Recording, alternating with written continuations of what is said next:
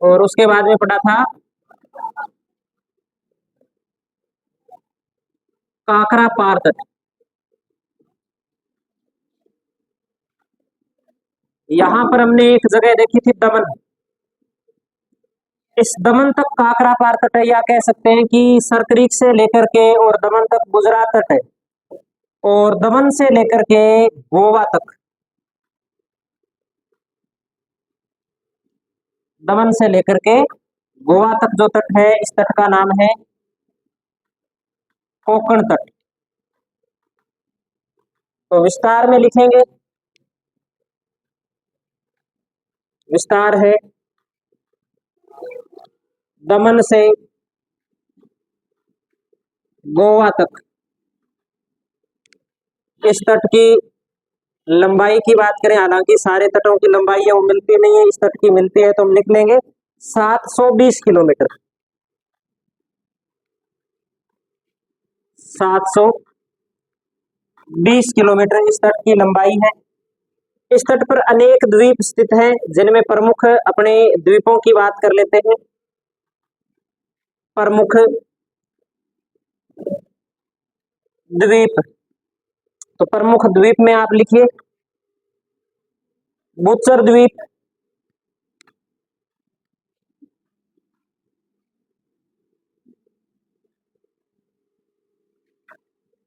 सैलसेट द्वीप,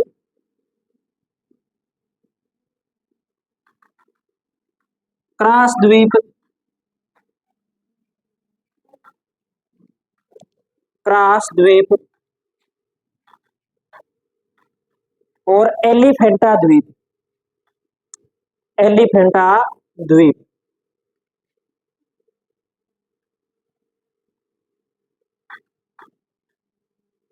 ये प्रमुख द्वीप स्थित है, और इन द्वीपों में जो प्रमुख द्वीप है वो है सैलसेट द्वीप।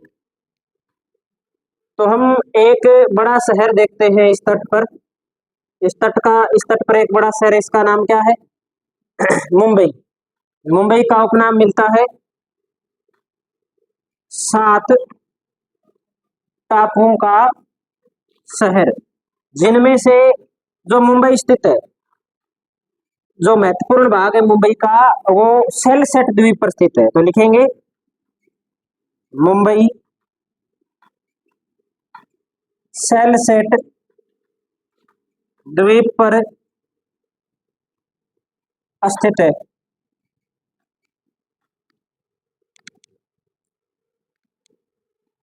मुंबई सैलसेट द्वीप पर स्थित है। एक ये बात हमें ध्यान रखनी, क्रास, क्रास द्वीप है।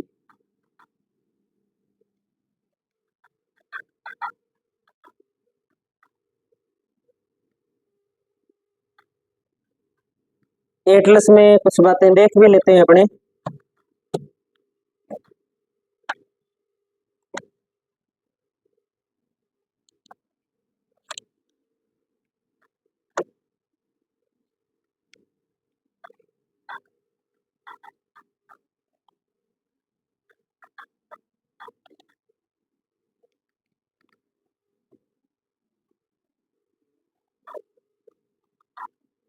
मुंबई मिल गया ना? कहाँ है मुंबई? मुंबई के पास में आप देखो छोटे छोटे द्वीप से दिखा रखे हैं। अब तो मुंबई खूब क्षेत्र में फैल गया, पहले इन द्वीपों के ऊपर था प्रॉपर रूप से, अब तो मुख्य भूमि के ऊपर भी फैला हुआ है।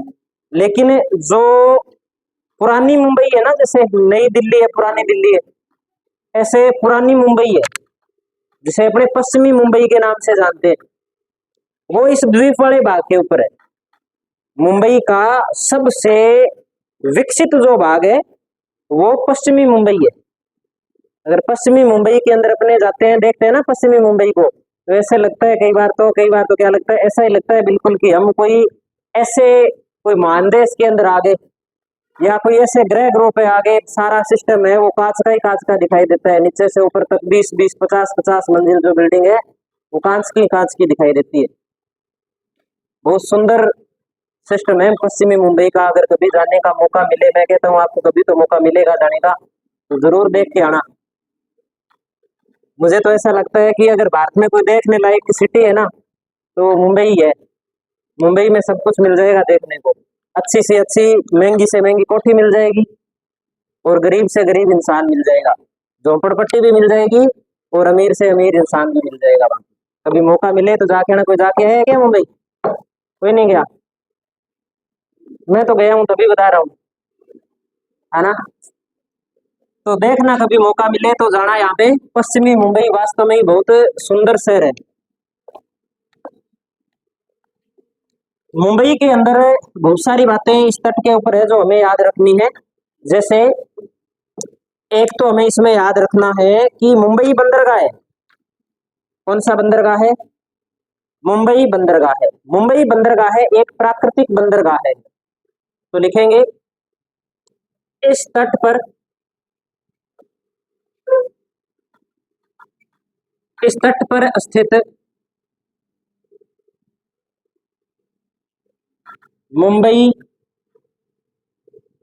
प्राकृतिक बंदरगाह है। प्राकृतिक बंदरगाह है।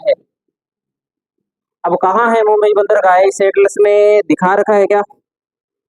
तो बिल्कुल दिखा रखा है, बिल्कुल दिखा रखा है। ये देखो इसमें, ये जो पानी वाले जहाज का निशान बना हुआ है, ये पानी वाले जहाज का जो निशान बना है ना, ये जो कटा फटा सा भाग है, ये वाला भाग है, ये मुंबई बंदरगाह है।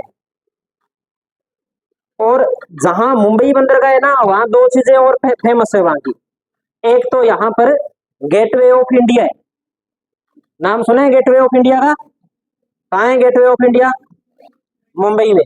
मुंबई बंदरगाह के पास में एक दरवाजा बना हुआ है जिसे गेटवे ऑफ इंडिया के नाम से जाना जाता है। इस प्रकार से समझ लो कि ये इस प्रकार से कुछ ऐसे तट है ये यहाँ पे। तो ये पश्चिमी मुंबई है और ये जो बंदरगाह है ये मुंबई बंदरगाह है। और यहीं पर इसी प्रकार से यहाँ पर एक गेट बना हुआ है, इस गेट का नाम है गेटवे ऑफ इंडिया। और इस गेटवे ऑफ इंडिया के पास में ही एक होटल स्थित है। कौन सा होटल है? ताज होटल। होटल ताज बोलते हैं ना जिसे, वो यहाँ पर स्थित है जहाँ आतंकवादियों का हमला हुआ था। तो ये बिल्कुल पास पास में। और ये यहाँ क्यों है, इसके पीछे भी एक कारण है। पुराने समय के अंदर पानी वाले जहाज से ये वो अंग्रेज आते थे, हवाई जहाज नहीं होता था, तो आते थे, बड़े अधिकारी आते थे तो रुकने के लिए सबसे पहले यहीं उतरते गेटवे ऑफ इंडिया पे। और यहीं पर क्या होता? प्रमुख रूप से होटल होता, जो आज भी भारत का सबसे महंगे होटलों में से एक होटल है ये, जिसमें चाय भी हजारों रुपए की होती है। हाँ, क्या हो गया?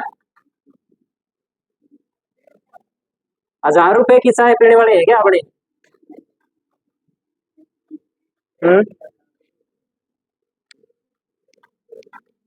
इच्छा है तो पी सकते हैं, पीने को तो क्या है ना। होती तो चाय ही है और क्या होती है। तो लिखते हैं अपने यहाँ पर मुंबई बंदरगाह को।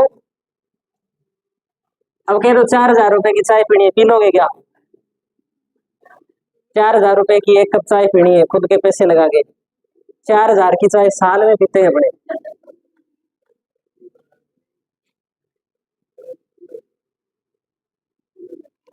मुंबई बंदरगाह को गेटवे ऑफ इंडिया कहा जाता है। अपने जैसे जाते हैं उनका बजट ही पूरा 4000 का ही होता है घूमने का ही। या तो चाय पी लो या फिर घूम लो, एक ही काम होगा दोनों में से।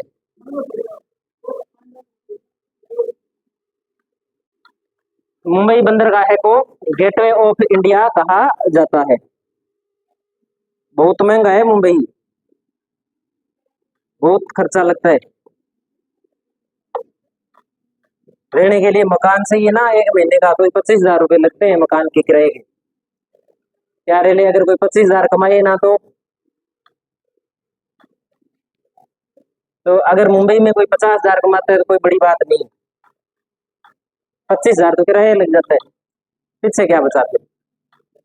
इससे 25 यही कमा लो, घर पे तो रहेंगे। लिखो आगे। यह भारत का सबसे व्यस्ततम बंदरगाह है। यह भारत का सबसे व्यस्ततम बंदरगाह है। यह भारत का सबसे व्यस्ततम बंदरगाह है।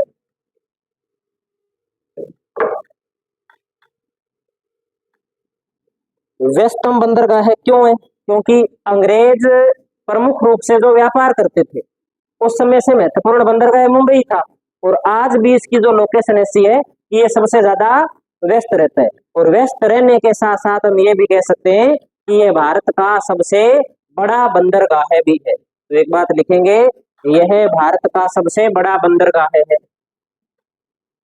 यह भारत का सबसे बड़ा बंदरगाह है। भीड़ इतनी है मुंबई के अंदर कि अगर जल्दी से अगर कोई गुम हो जाए ना तो फिर वो मिलता नहीं है जल्दी से। आप मान लो साथ में गए हो, अगर 1 मिनट के लिए इधर उधर हो गए ना तो समझ लो 1 घंटा गया आपका एक दूसरे को ढूंढने में। इतनी भीड़ है। और सबसे ज्यादा भीड़ घूमती है ट्रेन के अंदर। ट्रेन में अगर बैठना होता है ना तो ऐसे समझ लो कि अपने लोग बैठ ही नहीं सकते ट्रेन में। ऐसे मेरे साथ हुआ था, लाइन लगी हुई थी, ट्रेन आने वाली थी, मैं सबसे आगे जाके लग गया। जैसे ट्रेन आई पीछे से इतना जोर का धक्का लगा कि इस गेट से सामने वाले गेट से बाहर निकाल दिया। अब देख लो। उसके बाद में फिर ट्रेन आई, उसमें फिर उसमें बैठा, फिर बीच में खड़ा बनने। देख लो इतनी भीड़ है, इतनी धक्का मुक्की होती है वहां पे, तो क्या घूम ले वहां। मजाक लग रही होगी वास्तव में। अब वैसे तो हमारे गांव वाली जो बस आती है ना उसमें खूब भीड़ होती है, लेकिन वो भीड़ कुछ नहीं है उस भीड़ के आगे, कुछ भी नहीं है। सीट सूट कुछ नहीं मिलती, खड़ा ही रहना पड़ता है वहां। लिखो आगे। और लिखते हैं अपने इसमें क्या बात लिख ली हमने, 7 टापुओं का शहर लिख लिया। मुंबई प्राकृतिक बंदरगाह, गेटवे ऑफ इंडिया इसका ही नाम है, और भारत का सबसे व्यस्त और भारत का सबसे बड़ा बंदरगाह। आगे नोट करते हैं, इसके बाद लिखिए आप। अब ये इतना व्यस्त बंदरगाह है, तो इस बंदरगाह की व्यस्तता को कम करने के लिए एक और बंदरगाह है यहाँ पर बनाया गया है। तो लिखेंगे मुंबई बंदरगाह की, मुंबई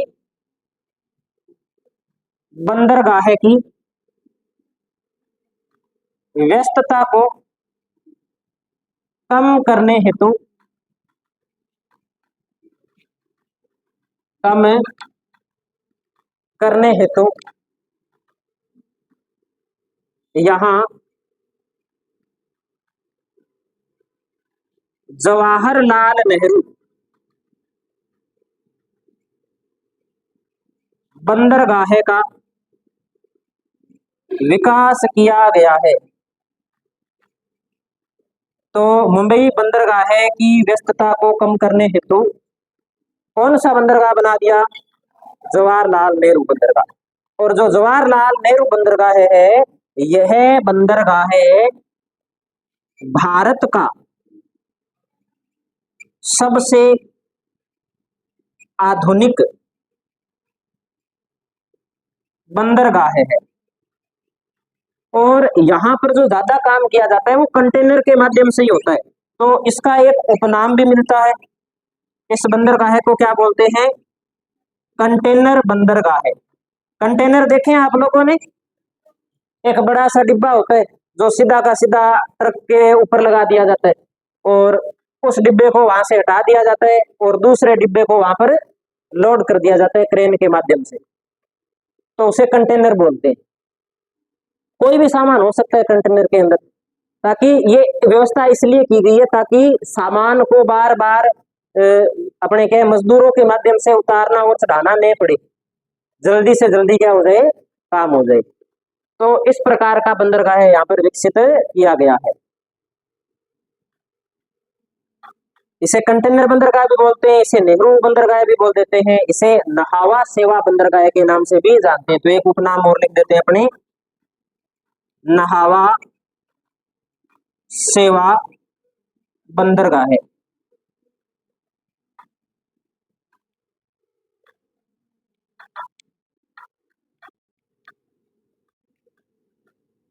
ये देखो, ये दिखा भी रखा है, ये फोटो दे रखी है ना इसमें, अपने देखा ही नहीं।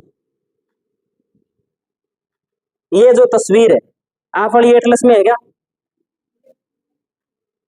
है ना? ये जो पहले दिखाई दे रहा है ना, ये तो है गेटवे ऑफ इंडिया, और इसके पास में ये जो दिखाई दे रहा है ये है ताज होटल, ये पीछे वाला। हाँ तो वही तो है ना बात है, इसमें क्या है, इसमें फोटो थोड़ी अलग प्रकार से खींच दी। ये तो गेटवे ऑफ इंडिया है, और ये जो इसके पीछे दिखाई दे रहा है ये ताज होटल है। फोटो चेंज कर दी थोड़ी।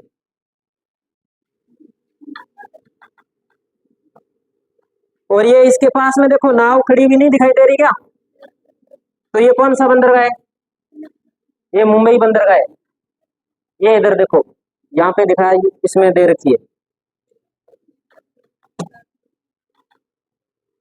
चलो आगे बात करते हैं। नहीं मिला? तुम्हें आज तक मिला क्या है? मैप तो निकालो, ये महाराष्ट्र वाला है ही नहीं। एटलस कौन सी है? ऑक्सफोर्ड वाली? तुम जाके देख के आना। वो कौन स्टूडेंट वाली है क्या? स्कूल? ये अपने पास कौन सी है फिर? स्कूल वाली है। स्कूल एटलस के अंदर है, स्टूडेंट वाली में नहीं है। कोई बात नहीं, एक चित्र की बात है, मैं फोटो भेज दूंगा, देख लो। लिखो, अगला बंदरगाह है इस तट पे है गोवा बंदरगाह है। गोवा के अंदर भी एक बंदरगाह है। कौन सा बंदरगाह है? मारमा गांव बोलते हैं उसे, मारमा गांव बंदरगाह है। देखो एटलस में दे रखा है क्या?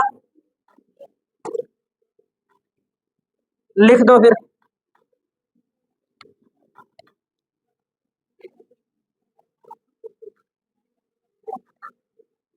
मारमा गांव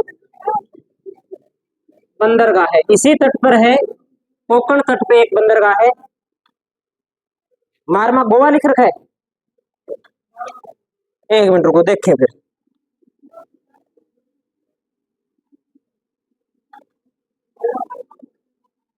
कौन सा है? मारमा गांव होना चाहिए भी। आज तक तो मारमा गांव ही पढ़ा है मैंने तो। चेंज कर दिया क्या कोई? चलो देख लेंगे, और बुक में देख लेंगे। मारमा गांव ही है जहां तक पढ़ा है, वहां तक तो वही। अब चेंज कर दिया तो पता नहीं।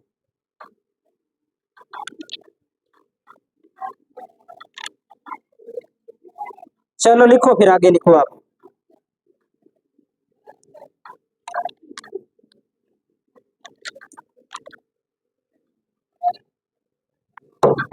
लिखो आप।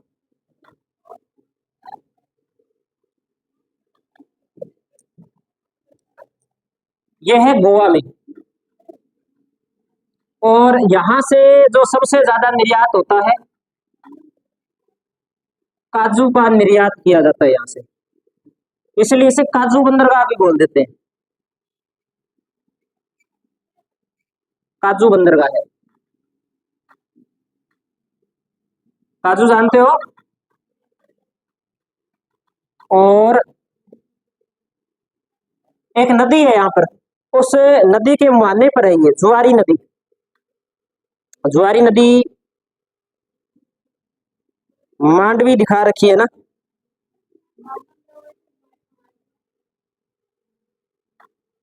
अच्छा, मारमा गांव। और क्या लिखना था? मांडवी। मांडवी है, जुआरी, जुआरी होनी चाहिए, कौन सी बात। जुआरी है, मांडवी नहीं। जुआरी नदी के मुहाने पर स्थित है।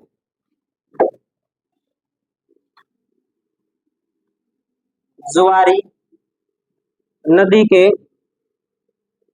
मुहाने पर स्थित है।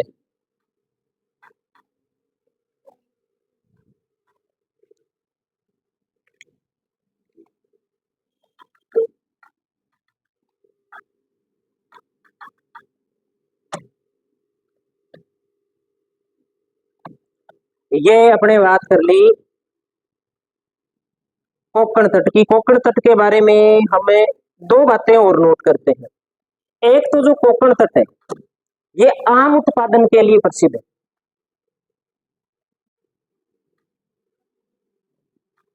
कोंकण तट आम उत्पादन हेतु प्रसिद्ध है। और एक यहाँ पर इस तट की कुछ नदियां हैं, तो लिख लेते हैं। कोंकण तट की मुख्य नदियां। कोंकण तट की मुख्य नदियां।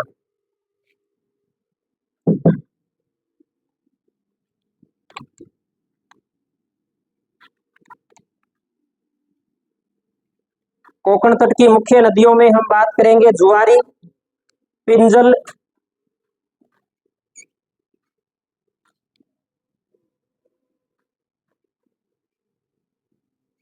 भोगराना। जुआरी, पिंजल, भोगराना और एक हम लिखेंगे बसाख। छोटी छोटी नदियां कह सकते हैं जो इस क्षेत्र की नदियां हैं।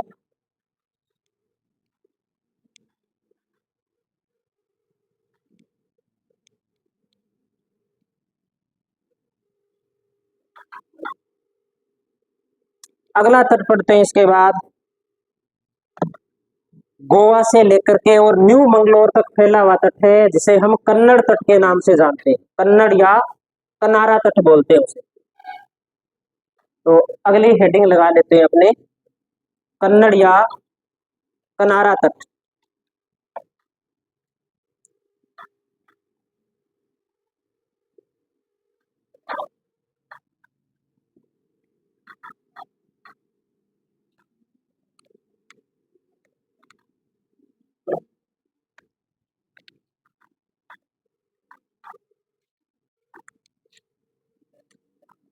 ये नोट कर लिया क्या?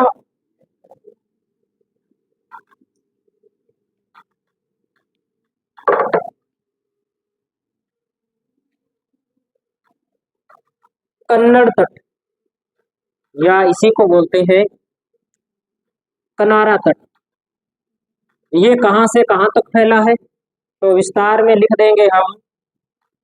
गोवा से न्यू मंगलोर तक। न्यू मंगलोर तक।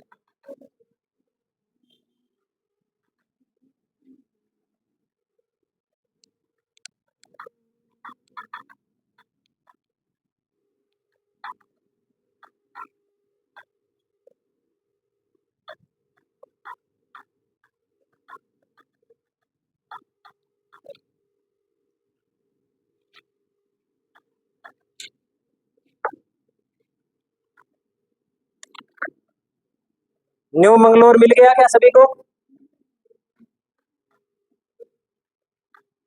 मंगलोर तो मिल गया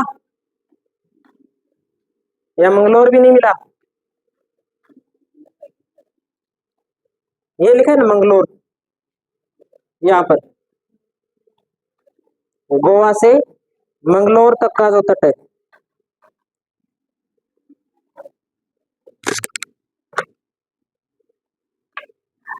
यहाँ पर जो भाग है ये मान लिया ये गोवा है और ये यहाँ पे मंगलोर है।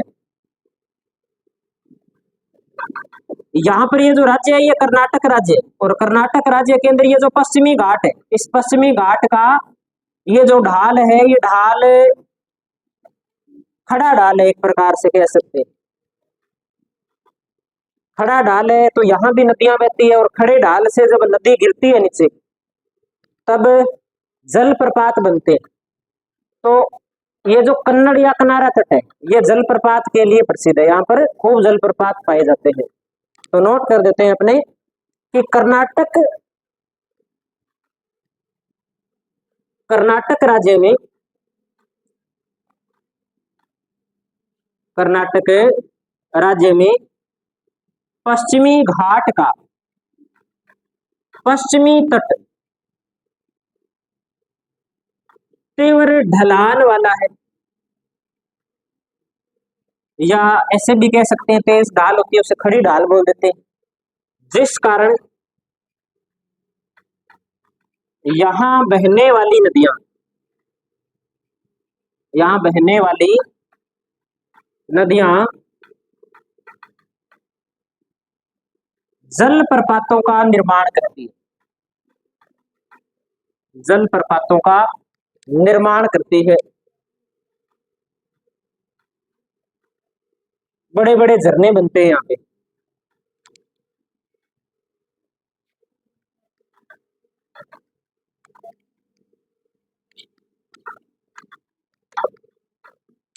जैसे जैसे हम यहाँ पर लिख सकते हैं, यहाँ एक नदी बहती है, उस नदी का नाम है शरावती नदी।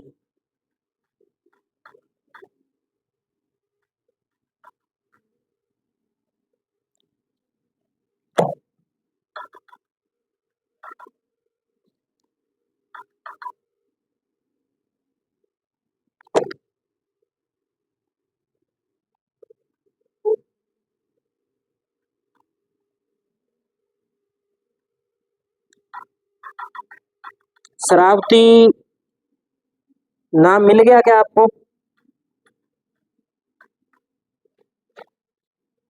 ये अरब सागर लिखा हुआ है, इस अरब सागर से थोड़ा सा ऊपर लिखोगे तो एक अभ्यारण्य के रूप में शायद नाम मिल रहा है शरावती। यहाँ एक नदी भी बहती है, उस नदी का क्या नाम है? शरावती नदी, कर्नाटक राज्य के अंदर। मिल गया सभी को?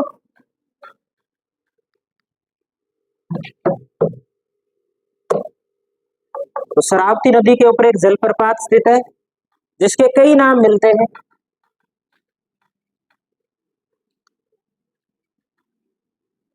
एक तो इसका नाम मिलता है जोग, एक इसका नाम मिलता है गैर सोपा, एक इसका नाम मिलता है महात्मा गांधी जलप्रपात। एक का ही नाम है। एक तो ये ध्यान रखना है शरावती नदी पर है, और एक यहाँ पे नदी बहती है वराही। वराही नदी पर जो जलप्रपात है उसका नाम है कुचिकाल जलप्रपात।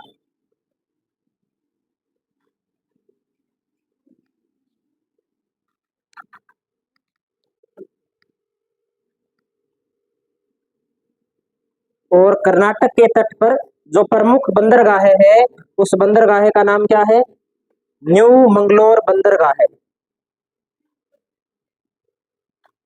गैर सोपा, गैर सोपा जलप्रपात।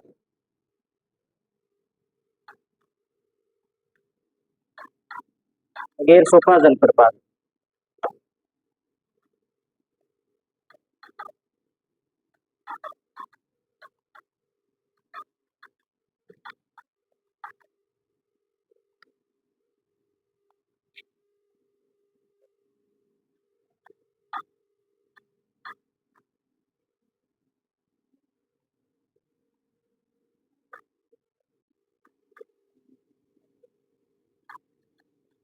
लिखते हैं इसके बाद, कर्नाटक तट का मुख्य बंदरगाह है।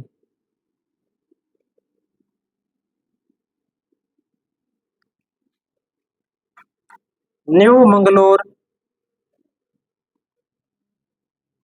बंदरगाह है, न्यू मंगलोर बंदरगाह है। और न्यू मंगलोर जो बंदरगाह है, इस बंदरगाह की जो विशेष बात है कि कर्नाटक के अंदर कॉफी का उत्पादन होता है, और कॉफी भारत निर्यात करता है, तो ये भारत का कॉफी बंदरगाह है कहलाता है। तो इसके दो नाम बन जाते हैं, एक तो इसे बोलते हैं, ये दिखाई दे रहा है क्या इससे नीचे वाला, फिर लिख दो फिर। एक तो बोलते हैं इसे भारत का कॉफी बंदरगाह है, और दूसरा नाम भारत का सेंटोस बंदरगाह है। सेंटोस बंदरगाह किस लिए प्रसिद्ध है भाई, कहाँ है, कहाँ है? केरल में, कर्नाटक में, कहाँ, इथोपिया के अंदर ना। इथोपिया में किस साइड में, देखा था कभी इथोपिया के अंदर, ब्राजील के अंदर है ये। अब वो आप बताओ इथोपिया में कौन सा था, इथोपिया तुम्हें पढ़ा दिया, अगर पढ़ाया है तो, पढ़ाया है कोई बंदरगाह क्या, तो फिर कैसे याद आया तुम्हारे। इथोपिया के अंदर कॉफी का उत्पादन होता है, कॉफी इथोपिया का मूल पौधा है।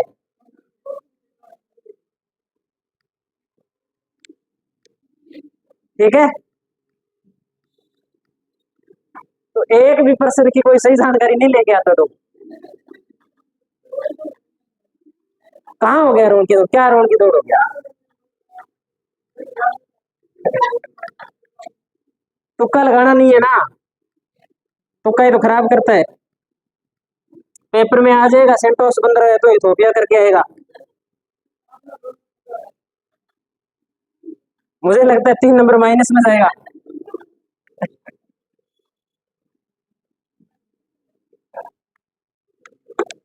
पढ़ा करो, पढ़ोगे तब याद होगा।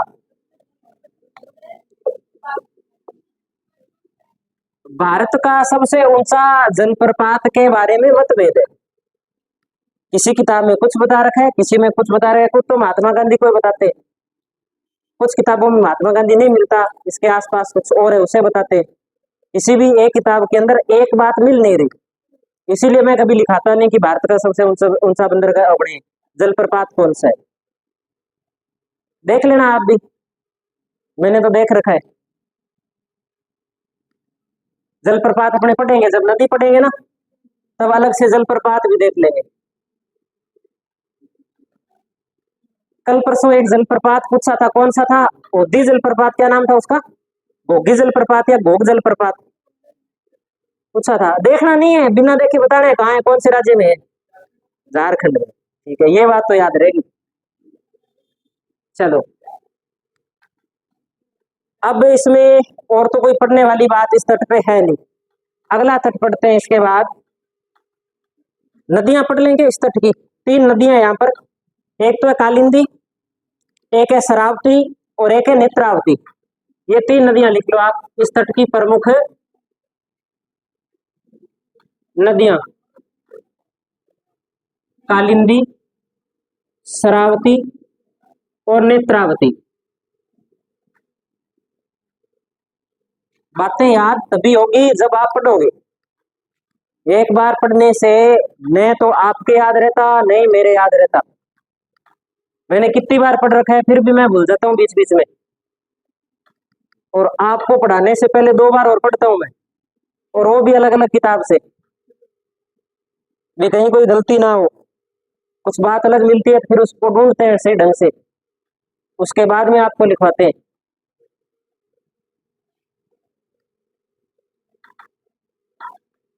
ये तो आपने करते हैं फिर भी कहीं ना कोई गलती हो ही जाती है, लेकिन अपनी जो गलती है वो बहुत कम है, नाम मात्र की गलती है, ऐसी गलतियां माफ की जा सकती है। इतने बड़े मैटर के अंदर कोई 4 बात गलत हो जाए ना तो कोई बड़ी बात नहीं है वो, लेकिन फिर भी अपने एक एक चीज देख रहे हैं, कोई गलत लगे आपको कि इसमें कोई डाउट है तो अपने और देख लेंगे उस चीज को। चलो अगला तट देखें अपने, मालाबार तट, मालाबार तट कहां से कहां तक है, मालाबार तट तो न्यू मंगलोर से कन्याकुमारी तक,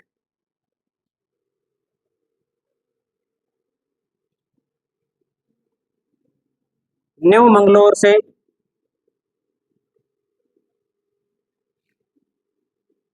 कन्याकुमारी तक। कर्नाटक की राजधानी कौन सी है? सामने देख के बताने। बेंगलुरु। और केरल की राजधानी? तिरुवनंतपुरम। ठीक है। तो मालाबार तट आज अपनी पूरा नहीं करेंगे, इसे पढ़ने में ज्यादा टाइम लगेगा। क्या टाइम हो गया अभी? एक टेस्ट ले लें क्या? टेस्ट तो ले लेते हैं छोटा सा।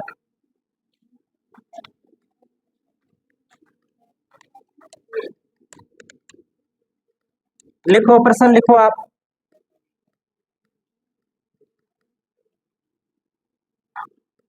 लिखो, जल्दी से लिखो।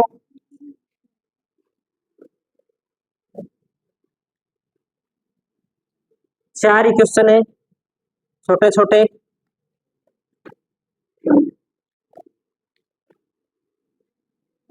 निकालिए ना पेज टेस्ट वाला। लिखो फिर।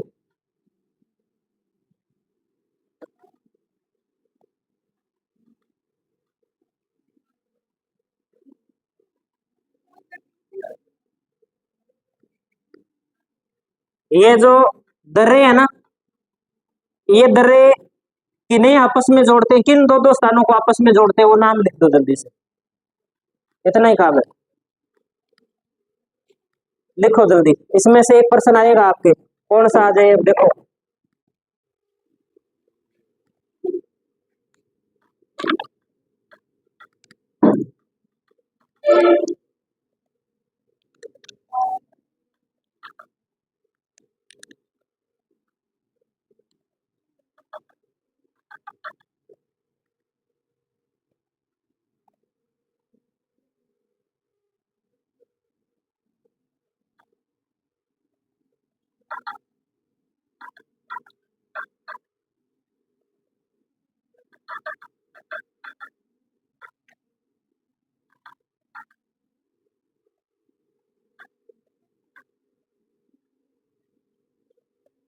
आपको ऐसे लग रहा है कि हम पढ़ के आए हैं, आधों के याद है आधों के याद नहीं है।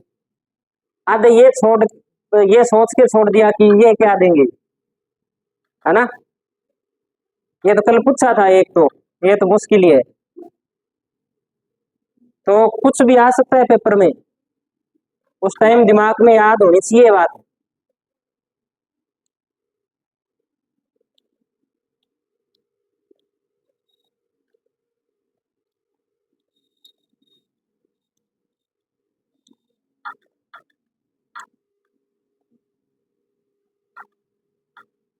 जैसे तुम बैठे हो ना, ऐसे एक सुरतगढ़ की बात करें तो सुरतगढ़ के अंदर मेरे हिसाब से 24 घंटे के अंदर 18 घंटे क्लासें लगती है, और एक एक हॉल के अंदर 400 400 500 बच्चे बैठते हैं। और दिन के अंदर कम से कम, ऐसे मान लो कि वैसे हो रहे ना, वो 15-20 हॉल भरे रहते हैं। तो देख लो कितने बच्चे तैयारी करें सिर्फ सुरतगढ़ में। राजस्थान तो बहुत बड़ा है। और उन बच्चों में तुम्हारा क्या अस्तित्व है?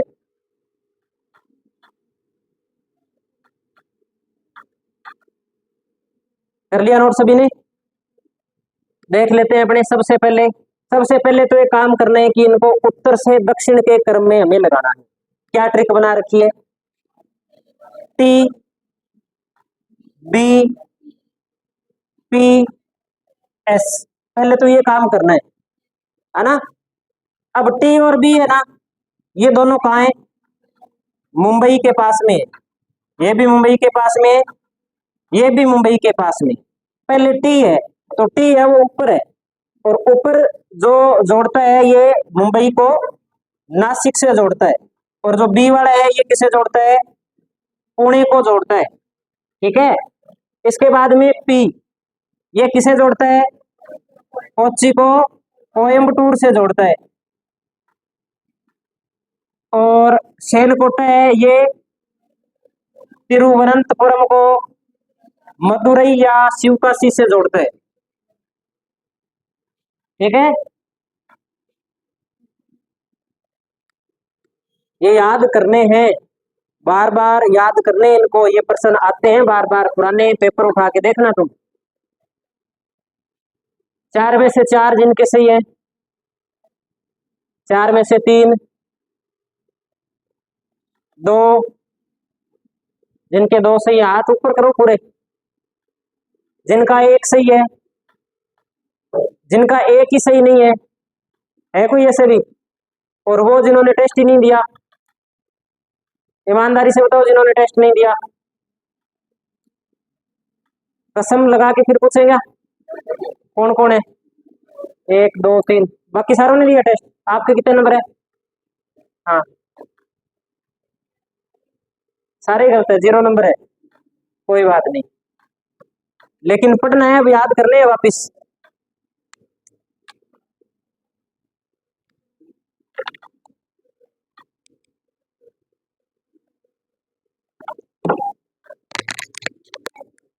इसके आगे अगली क्लास